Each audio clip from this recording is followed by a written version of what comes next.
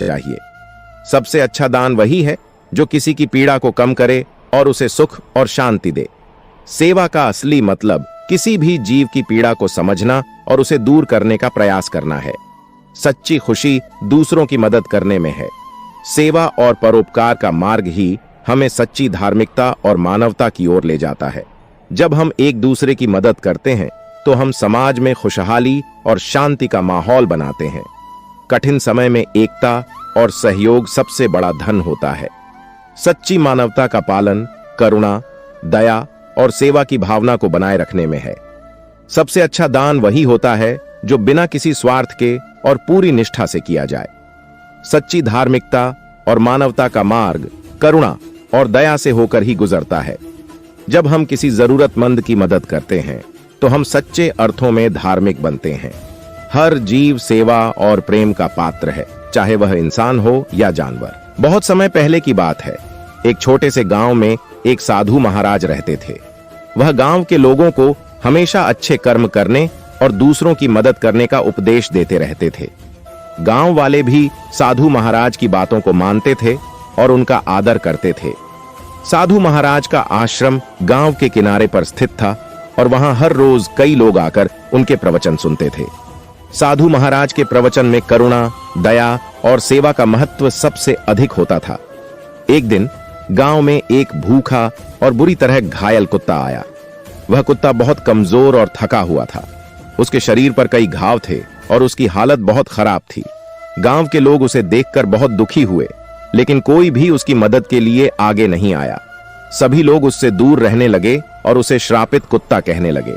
उनके मन में डर और घृणा थी और वे उसे अपशकुनी मानने लगे। साधु महाराज ने उस कुत्ते को देखा और तुरंत उसकी मदद के लिए आगे बढ़े। उन्होंने उस कुत्ते को अपने आश्रम में ले जाकर उसकी देखभाल की। उन्होंने उसके घावों को साफ किया, उसे खाना खिलाया और उसके आराम के लिए एक सुरक्षित स्थान प्रदान किया। साधु महाराज की करुणा देखकर गांव के लोग चकित रह गए। वे नहीं समझ पा रहे थे कि साधु महाराज ने क्यों एक ऐसे कुत्ते की मदद की जो सबकी नजरों में श्रापित था। साधु महाराज ने कहा, यह कुत्ता श्रापित नहीं है, बल्कि यह हमारी करुणा और दया का पात्र है। सबसे अच्छा दान वही होता है जो किसी जरूरतमंद की मदद के लिए किया जाए।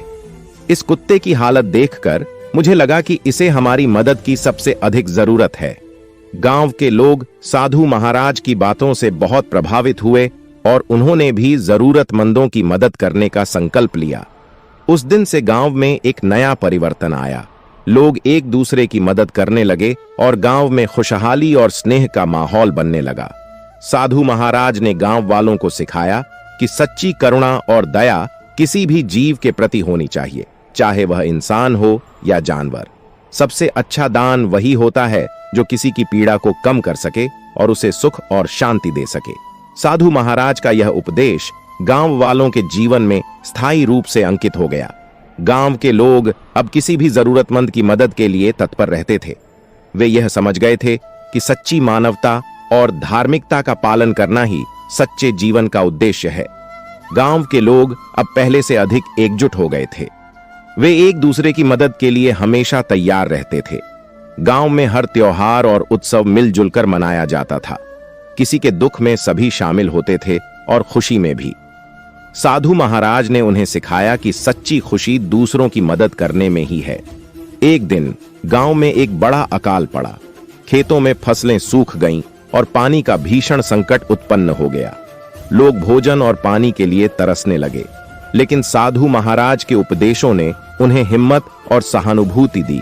गांव के लोगों ने एकजुट होकर अपनी समस्याओं का सामना किया। उन्होंने एक दूसरे की मदद की और अपने संसाधनों को साझा किया। इस कठिन समय में भी गांव में किसी ने भूखा नहीं सोया और सभी ने मिलकर इस संकट का सामना किया। साधु महाराज ने गांव वालों को बताया कि कठिन समय में एकता और सहयोग ही सबसे बड़ा धन होता है। उन्होंने गांव वालों को प्रेरित किया कि वे अपनी मेहनत और लगन से फिर से अपने गांव को समृद्धि की ओर ले जाएं। गांव के लोग अब पहले से भी अधिक मेहनत करने लगे। वे एकजुट होकर अपने खेतों को फिर से हरा भरा बनाने में जुट गए। धीरे धीरे उनकी मेहनत रंग लाई और गांव फिर से खुशहाल हो गया। साधु महाराज की शिक्षाओं ने गांव वालों के दिलों में करुणा और दया की भावना को प्रज्वलित रखा और उन्हें हर मुश्किल समय में एकजुट होकर सामना करने की प्रेरणा दी। साधु महाराज की शिक्षाओं का प्रभाव केवल गांव तक ही सीमित नहीं रहा, बल्कि आसपास के अन्य गांवों में भी फैलने लगा। लोग उनके पास आकर उनकी शिक्षाओं को सुनते और अपने जीवन में अपनाते। साधु महाराज का आश्रम एक पवित्र स्थल बन गया, जहां लोग आकर शांति और प्रेरणा प्राप्त करते थे। साधु महाराज ने अपने जीवन में एक महत्वपूर्ण संदेश दिया कि सबसे अच्छा दान वही है जो किसी जरूरतमंद की मदद के लिए किया जाए। चाहे वह कुत्ता हो या इंसान, हर जीव की मदद करने से ही हम सच्ची मानवता का पालन कर सकते हैं। उनकी शिक्षाओं ने लोगों के दिलों में करुणा, दया और परोपकार की भावना को बढ़ाया और उन्हें सच्चे अर्थों में धार्मिक बना दिया।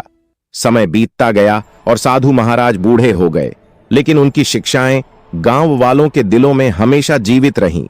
उनके द्वारा की गई करुणा और दया की कहानियां पीढ़ी दर पीढ़ी सुनाई जाती रहीं। गांव के लोग उनके प्रति अपार श्रद्धा रखते थे और उनकी शिक्षाओं का पालन करते थे। साधु महाराज के जाने के बाद भी उनके आश्रम में लोगों का आना जाना लगा रहता था और वहां पर उनके उपदेशों का अनुसरण करते हुए सेवा और करुणा के कार्य किए जाते थे। साधु महाराज की इस कहानी से यह सीखने को मिलता है कि सच्ची करुणा और दया किसी भी रूप में हो सकती है, चाहे वह एक भूखे कुत्ते की मदद हो या किसी जरूरतमंद इंसान की सहायता। सबसे अच्छा दान वही है जो बिना किसी स्वार्थ के और पूरी निष्ठा से किया जाए। साधु महाराज ने अपने जीवन से यह प्रमाणित किया कि सच्ची मानवता और धार्मिकता का मार्ग करुणा और दया से होकर ही गुजरता है। इस प्रकार साधु महाराज की शिक्षाएं और उनके कार्य सदैव हमारे जीवन को प्रेरित करते रहेंगे। हमें हमेशा यह याद रखना चाहिए कि सबसे अच्छा दान वही है जो किसी की पीड़ा को कम करे और उसे सुख और शांति दे। यही सच्ची मानवता और धार्मिकता का मार्ग है। साधु महाराज के उपदेश केवल किताबों में लिखे शब्द नहीं थे, बल्कि वे जीवन के व्यवहारिक अनुभव थे। उन्होंने अपने जीवन को एक उदाहरण के रूप में प्रस्तुत किया जिससे लोग सीख सकें। उनके उपदेशों में एक गहरी सच्चाई थी जो दिलों को छू लेती थी और जीवन में सकारात्मक परिवर्तन लाती थी। साधु महाराज ने कुत्ते की सेवा केवल इसलिए नहीं की थी कि वह एक जीव था, बल्कि उन्होंने यह संदेश दिया कि करुणा और दया किसी भी जीव के प्रति होनी चाहिए। उन्होंने लोगों को यह सिखाया कि सेवा का असली मतलब किसी भी जीव की पीड़ा को समझना और उसे दूर करने का प्रयास करना है। गांव में जब लोग यह देखते थे कि साधु महाराज एक श्रापित कहे जाने वाले कुत्ते की सेवा कर रहे हैं, तो उनके मन में एक नई सोच उत्पन्न होती थी। वे सोचने लगे कि यदि एक कुत्ता भी सेवा और करुणा का पात्र हो सकता है, तो फिर इंसानों के प्रति हमें कितनी अधिक करुणा और दया दिखानी चाहिए। साधु महाराज की शिक्षाओं ने गांव में एक नई जागरूकता उत्पन्न की। लोग अब छोटे छोटे कार्यों में भी करुणा और दया का पालन करने लगे। वे एक दूसरे की छोटी छोटी मदद करने लगे। किसी को भी भूखा नहीं सोने दिया जाता था और बीमार लोगों की सेवा की जाती थी। गांव में एक नया सामाजिक ताना बाना बना, जिसमें करुणा और दया के धागों ने सभी को एक साथ जोड़ा। गांव के लोग अब पहले से अधिक सतर्क हो गए थे। वे यह सुनिश्चित करते थे कि कोई भी व्यक्ति या जीव दुखी न रहे। उन्होंने साधु महाराज के आदर्शों को अपनाया और अपनी जीवन शैली को बदल दिया। गांव में अब कोई भी व्यक्ति अकेला या असहाय महसूस नहीं करता था। साधु महाराज की शिक्षाओं ने बच्चों पर भी गहरा प्रभाव डाला। बच्चे अब अपने माता पिता और बड़े बूढ़ों की बातें ध्यान से सुनते और उनका पालन करते। वे अपने दोस्तों के साथ मिलजुल कर खेलते और एक दूसरे की मदद करते। साधु महाराज की कहानियां उनके जीवन का हिस्सा बन गई थीं और वे उन्हें अपने दोस्तों और परिवार के साथ साझा करते थे। गांव में एक दिन एक अजनबी आया। वह बहुत गरीब था और उसे रहने के लिए कोई स्थान नहीं था। गांव वालों ने तुरंत उसे साधु महाराज के पास ले जाया। साधु महाराज ने उसे अपने आश्रम में रहने की जगह दी और उसकी देखभाल की। साधु महाराज की करुणा और दया देखकर वह अजनबी बहुत प्रभावित हुआ और उसने साधु महाराज का शिष्य बनने का निर्णय लिया। उस अजनबी का नाम रमेश था। वह साधु महाराज की सेवा में जुट गया और उनकी शिक्षाओं को ध्यान से सुनने और पालन करने लगा। साधु महाराज ने उसे सिखाया कि सच्ची सेवा और दान वही है जो बिना किसी स्वार्थ के और पूरी निष्ठा से किया जाए। रमेश ने भी गांव के लोगों की तरह साधु महाराज की शिक्षाओं को अपने जीवन में अपनाया और लोगों की सेवा करने लगा।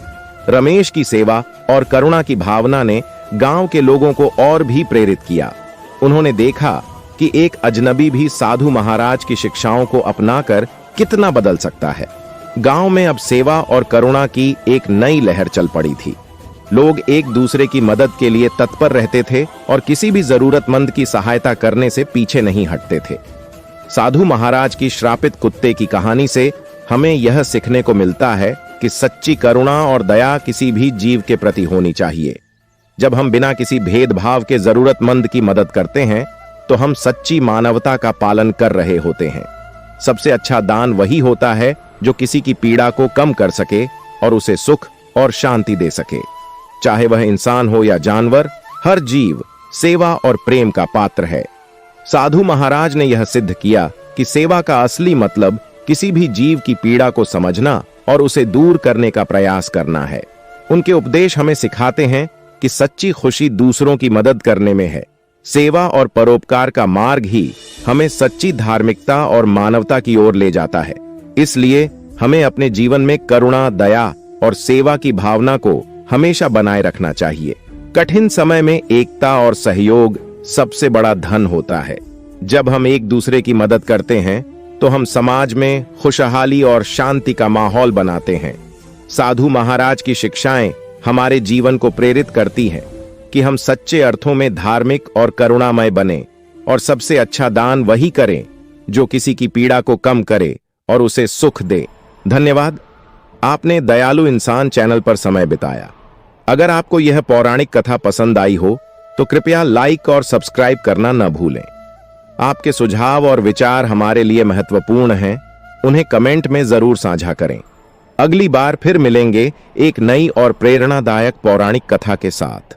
तब तक के लिए अपना ख्याल रखिएगा। धन्यवाद। जय श्री कृष्ण। राधे राधे।